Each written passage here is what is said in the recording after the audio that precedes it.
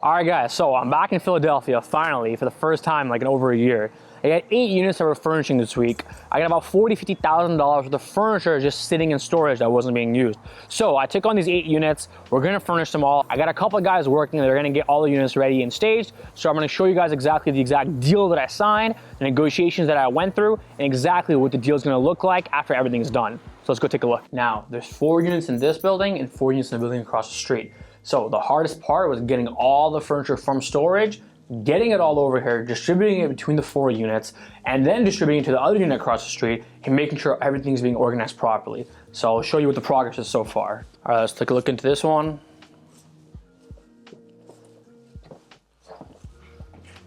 This is actually like my second time walking into these, because when I walked in it was a huge mess, but the guys that I hired, they've been working non-stop, like non-stop.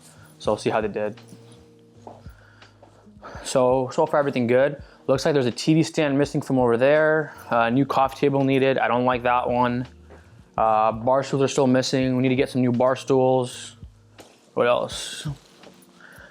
This one looks fine. I don't really like that wall art, to be honest. That needs to be changed.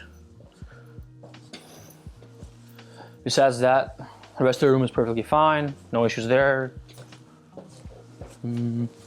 Bathroom's cool. All right, so this bedroom is actually fine. This actually wall art needs to be brought down a little bit more, and I really don't like the rug. I'm probably gonna switch this rug out. I gave myself a budget of $1,000 per unit on extra stuff that I have to replace and spend. Because of course, since you have furniture sitting in storage for so long, stuff's gonna go bad, it's gonna be worn out, it's gonna be teared up. So I gave myself a $1,000 budget maximum per unit to spend on these. All right, let's go to the next one. Yeah, see, these are all the old rugs, so I took every single old rug possible, literally just threw them all out and got brand new rugs. As you can see, rugs make or break an entire living space. What's up, darling? How you doing? Oh wow, that actually looks really good. The sofa and the rug. How's this going? Good? So you need to make it go a little higher? No. No. This, don't let move this. Ah, okay. Yeah, that's fine. So basically over here, we took off all the old curtains because they're see-through, and I'm putting insulated blackout curtains. It's a lot nicer and it's a lot better, and more people aren't complaining about it. Because we had an issue before, we had curtains similar to these, but everyone was complaining about, oh, people can see us, you know, as we're sleeping. So I'm like, all right, this time just put blackout curtains and call it a day. I didn't. So what time were you here until yesterday? Until like I stopped working like 5:30. I mean 4:30. I have to clean up everything, you know, a lot of boxes and 5:30 in the morning you left? Yeah. You came back here at 8 o'clock in the morning? Yeah. You slept 2 hours. But I wake up like 7. You slept 1 hour. To drop off my kids. You slept 1 hour. Yeah. Bro, I need to get you a coffee, man. I'm good. I feel good. I'm not feeling tired or something. I love to do this guy can build an entire unit within literally 4 or 5 hours. Super fast. Hard worker here. I met him almost about, I think it was 2 years ago, I think. No, 3 years ago we met, right? like 3 years. Yeah, 3 years ago, yeah. The beginnings of your business. Yeah, and the very like 3rd or 4th unit. I think he's been with me for almost 3 years now. And just grinding, man. It's super fast. The TV stands, the coffee tables, the new bed frame, the extra mattress, all that's being delivered today. Oh, for Chestnut? Yeah, Chestnut, and for this one too. The coffee, some of the small stuff like the TV stands and coffee tables, it's all being delivered today. And after that, all these units are done in this building, fully done, nothing else to do. And then I can go ahead and have a photographer come, take pictures, and then they can basically go live. Then you go to the storage to get the TV stand. Okay, I can go to storage actually and just grab them while you just keep working if you want. Just give me the keys and let me know which one it is. I think I need to go because I have to bring my tools. Okay, sounds good, no worries. All right, cool. We're missing a wall art for this bedroom, right? We're missing a wall art for this bedroom? On top? Yeah, Salma wrote it down. So Salma is the main person who basically walks through all the units. She writes down exactly on what's missing, what needs to be bought, what's wrong, and then just basically, you know, keeps track of everything, gets me organized. While I'm the one running around just saying, do this, do that, go do this, etc. All right, we're gonna walk into the next unit here. All right, this one looks fine. It's just missing a TV stand, of course, as usual. Probably missing a couple other things. Yeah, it's missing some bar stools from over here. Bedroom's not bad. What I'm thinking of doing over here This is like huge empty space for no reason. So there's two options. Either get a futon and an extra person can sleep in the unit, or get a day bed. So you can have at least 2 people sleep here and a third person sleep on the day bed. Because remember, the rule in short-term rentals is the more beds, the more heads, the more money you can make. In terms of kitchen stuff, guys, always make sure you have the stuff laid out. That way guests can see it in your pictures. You want your coffee machine, your toasters, your kettles, all the coffee, salt, sugar, pepper, every single thing possible, you want it laid out for pictures. That way guests can actually see in your pictures that all these things are being offered. Because a lot of the times people don't actually read the description, they go straight to your pictures right away. And if they don't like the pictures, they don't see it in the pictures, they're immediately gonna assume you don't have it. All right, so this is a Class B unit. It's not Class A like the last one, but it'll still make money. So on average, the rent for this one's about, I think, $1,750, $1,700. I should make about $3,500 a month, about $1,500 in total net profit. So I'll show you a few things that we have to do to Class B units to turn them a lot nicer than they actually are. So one, for example, I walk into this bedroom, it's very barren, it's really, really bland, right? These curtains are disgusting, they're filthy. So the first thing we're gonna do is take off all these curtains, put blackout curtains, nice dark blackout curtains. Then after that, we need good nightstands right here. Gonna get a headboard, probably bring that wall painting a little bit down.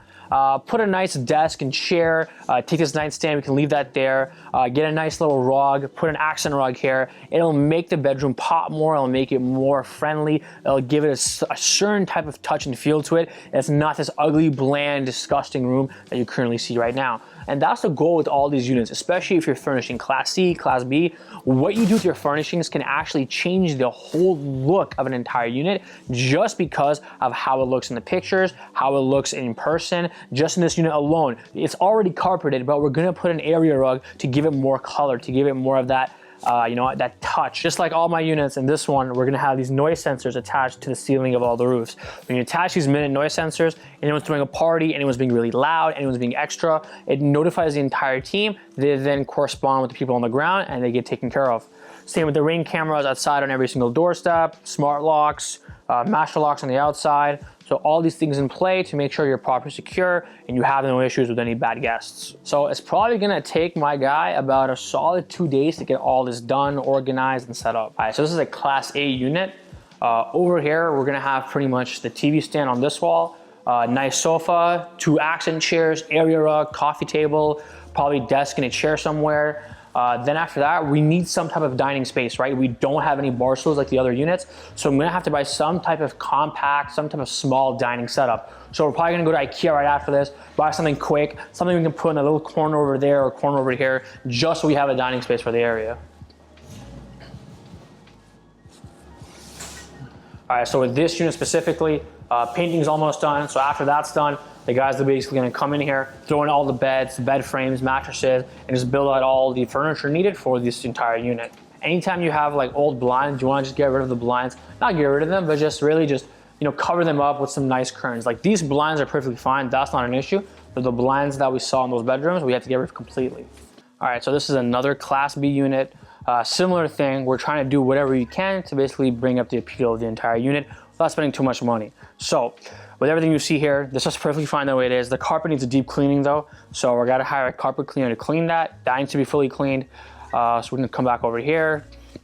We're gonna put bar stools up at the island, the kitchen. Now we're gonna come into here. So these blinds are already really old, so we're gonna basically cover all these up with nice curtains, and especially with these ones over here. Look at how old and grimy all these blinds are, right? So you wanna cover them up with nice blackout curtains, with the nice curtain rods, and that's what I've done. So you gotta do what you can to these Class B units just to not make them look old and dusty. Even though they're Class B, they still make money, right? See, the average rent on these is about $1,700, $1,800. It'll make around $35. Even though it's Class B unit, that's perfectly fine. Especially during high season, that's not a problem at all because the demand is still outpacing supply, so people are gonna book your units regardless as long as you have good reviews. Now, as the Class B unit, you have to make sure you don't spend too much money on furnishing them. For a Class B 2-bedroom, 1-bedroom, I wanna spend anywhere from $4,000 to $5,000. Because at the end of the day, the more money you spend on a Class B unit, let's say I spend $10,000, I can't charge double the price, right? Even though I spend double on the furniture, I can't charge double the ADR, double the nightly rate. So you have to spend within reason. The maximum I'm gonna be able to charge on this with the max amount of money I'm gonna spend on furniture has to make sense. So I have to make sure I'm not overspending, but at the same time, making the units look nice. So hit up vendors like Wayfair, Amazon, Costco, Sam's Club, Target, HomeSense, Marshalls, even IKEA. There's so many places you can go that have furniture for cheap that you can make Class B units that are looking a little dusty, a little rough on the edges, and make them look really nice just from the furniture and the aesthetics alone. All right, last unit in this building.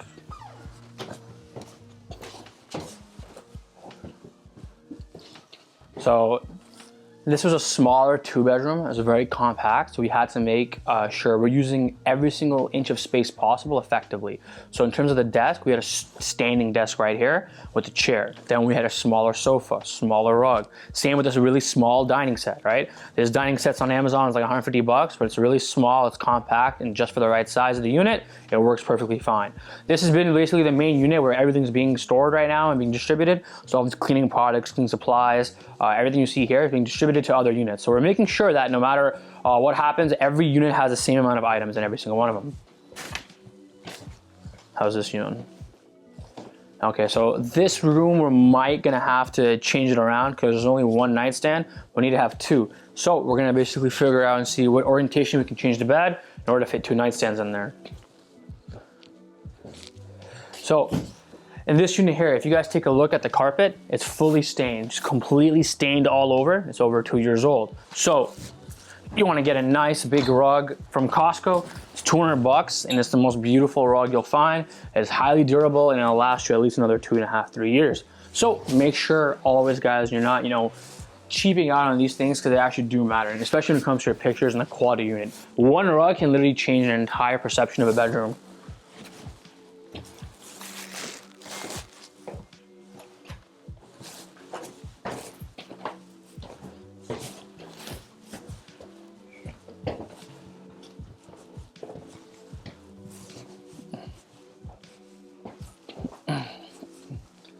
Now, these Ring cameras, as you guys know, we have Ring cameras like these installed outside the door of every single apartment.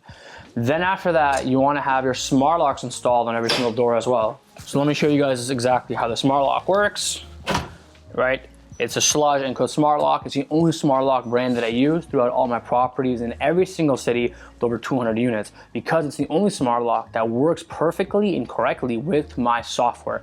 Remote Lock is the software and app that I use to integrate and automate the exact check-in process that you see whenever you're booking any one of my properties. Everything is automated from the check-in to the checkout, code deletion, adding new codes, separating codes by the different person, time of the day. It's every single thing that you can think of when it comes to smart locks. Remote Lock is automating it. And it only works perfectly with a specific smart lock called the �ฑ𝐤𝐤𝐞. These were the old nightstands that we had in storage. Obviously, we're not going to use these. It's like horrible. It's like $20 nightstands. And those are the nightstands, obviously, that are a lot nicer. All right, so I'll give you a breakdown of the exact deal. So it ended up being 8 units in total, 2 months free. Lease started a couple days ago. So the first month and the 13th month, I'm not paying any rent. Then on top of that, it's a 3-year lease. Now, the security deposit usually was a 1-month full security deposit. I negotiated it down to about half a month. Usually I'm only paying anywhere from $500 to $250 in security deposits, and $500 on the higher end for luxury units.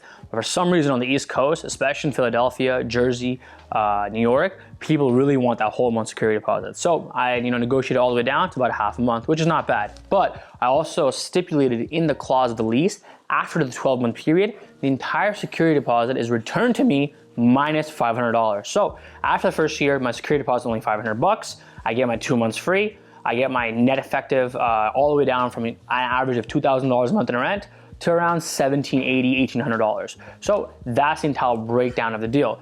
Now, the first week we should be spending to get all the units ready. All the units are going to be pretty much done over the next few days. We've been working lightning fast and it should be ready to go. Then after that, we pretty much have 3 weeks to make money in December to pay for, the rest of the next 90 days, because the next 90 days are very, very slow. December, at least, you have Christmas, you have Christmas Eve, you have New Year's Eve, so you'll make a good chunk of money there. But January and February, there's not much money to make at all. Detroit, Iowa, Philly, even Dallas and Austin, there's really not much money to make over the next 90 days, especially in all those markets, because they are seasonal in the sense where January and February, there's not a lot of traveling going on. Unlike markets like Florida or Phoenix, where a lot of the Canadian snowbirds or a lot of people from cool destinations are traveling to, those markets don't see any travel at all whatsoever. So really just gotta survive and try to get at least a break even or a sub 5% profit. You make the majority of your money after March. March is when you start ramping up into high season and then start slowing down right after Thanksgiving. So the goal for these units is using these 2 months free. I should have my cash on cash return and have it back after the first literally 60 days. So we'll see how that goes. I only spent a maximum, I think about $1,000 almost on each unit. But of course, the majority of the furniture was already bought, 2 years ago, sitting in storage doing nothing. So now we're gonna go ahead and go to the other building, guys, and I'll show you how that's looking, and then we'll come back to this one tomorrow. So yeah, like Philadelphia was the first city I ever started the business in. When I first was working my job, my 9-to-5 job as an engineer, as a controls engineer, my boss came up to me and said, hey, we have a project at the PHL airport, do you wanna go work there? I said, yeah, 100% I'm down. Never been to Philly once in my life, and it sounded cool. I was a fan of the 76ers. I'm like, okay, why not? Went to Philadelphia. We lived in the hotel, the Residence Inn, right next to the airport on Island Avenue. I lived there for almost a year straight. I would spend about 2.5 weeks, 3 weeks there, come back for about 4 or 5 days back to Windsor, spend time with the family and friends, and then go back for 3 weeks at a time. And that was my life, literally for an entire year straight. Just saving every dollar I could, just saving every single cent I made, just so I could pay for my wedding that was upcoming in the summer. Then right after I got married, I told my boss, I'm not trying to work this job, I can't keep doing this 3 weeks here, 5 days back, 3 weeks here, 5 days back. I just got married, So the plan was basically, I'm just gonna go live out in Philadelphia, and it would, instead of paying for a hotel every night, it will just give you that money and go find your own accommodation. So they gave me $4,000 a month, like no tax, $4,000 a month on top of my salary. So my take home ended up being $8,000 a month. And then I used all that money to only rent a $1,000 a month bedroom apartment in South Philly, right off the corner of Cantrell and, what was it, Snyder and Cantrell or 8th and Cantrell? 8th and Snyder, yeah, on Cantrell Street. And that is where we lived for an entire year straight, my wife and I. It was probably like the most ghetto place I've lived in my entire life. But it was $1,000 a month and it was pretty cheap, only 10 minutes away from work, so it worked out.